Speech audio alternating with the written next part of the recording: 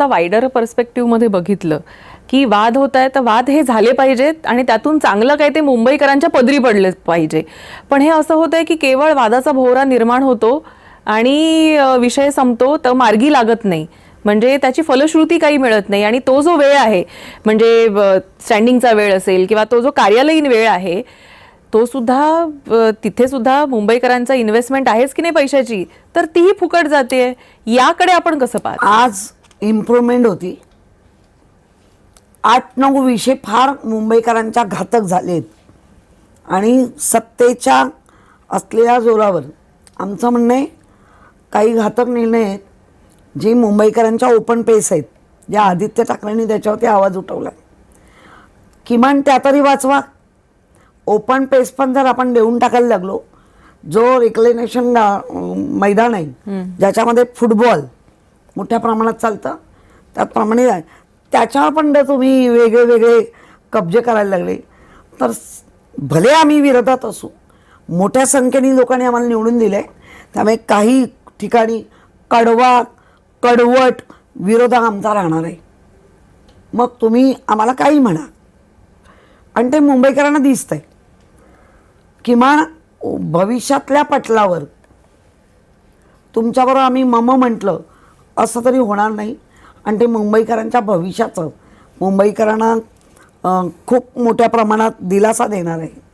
मुंबईचा चेहरा मोहरा बदलतोय काय वाटतं तुम्हाला? मुंबईचा चेहरा मोहरा हा जो काही मधल्या 4 वर्षात थांबला, ज्या पद्धतीने रोड आपण अगदी रोडचं घेऊया, फेज 1 फेज 2ला आमचे रोड बनले, CC रोड सगळीकडे बनवायचे पण काही ठिकाणी शक्य नाही आहे. कारण आपल्याकडे आदित्य साहेबांनी सांगितल्याप्रमाणे 42 युटिलिटी खाली आहेत. काही युटिलिटी इतक्या वर आहेत की तिथे तुम्ही 2 फुटापर्यंत पण खाली जाऊ शकत नाही. त्यामुळे काही ठिकाणी नाही बनवू शकत पण तरी पण 18 CC रोड बनलाच पाहिजे.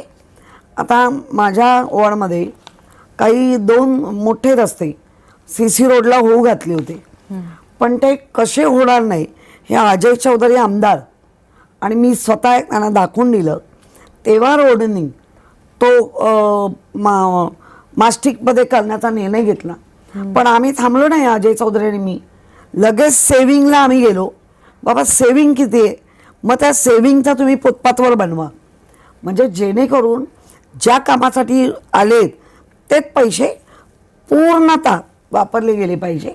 पण काही ठिकाणी अट्टाहास हा भारी पडतो आहे. त्यामुळे मला वाटतं मुंबईकरांना अजून उजळ आणि चेहरा मोहरा दाखवायला कुठेतरी कमी पडत आहेत. सातत्य तुटल्याने अनुभव कमी पडतोय. मला वाटतं त्याच्यामध्ये प्रभाकर शिंदे सोडले तर सगळेच तिथे नवीन चेहरे आहेत. काही जी लोक आहेत त्यांना फारसं प्राधान्य दिलं गेलं नाही आहे. जी मूळ भाजपचा मूळ गाभ्यातली लोक आहेत ते फार मोठ्या प्रमाणात बाहेर म्हणजे चांगल्या ह्याच्यावर दिसत नाही आहे आणि तो दबक्या ह्याच्यातला आवाज, जो दाबलेला आवाज तो बाहेर तुमच्यासारख्या आमच्यासारख्यांना कळतोय. पण ह्याच्यात मुंबईकरांचं नुकसान होत आहे. आता मुंबईकरांचं असं पण 4 वर्ष प्रशासन नसल्यामुळे म्हणजे नगरसेवकांची ट्रस्टी बॉडी म्हणून ती आहेच. कारण प्रशासनाने वरवर कामं केली. नगरसेवक जितका सगळेच मग ते सत्ताधाऱ्यांमधलं असं कोण तळागाळाला जाऊन काही गोष्टी कळल्या जातात आणि आमच्या पक्षाचा तो DNA आहे.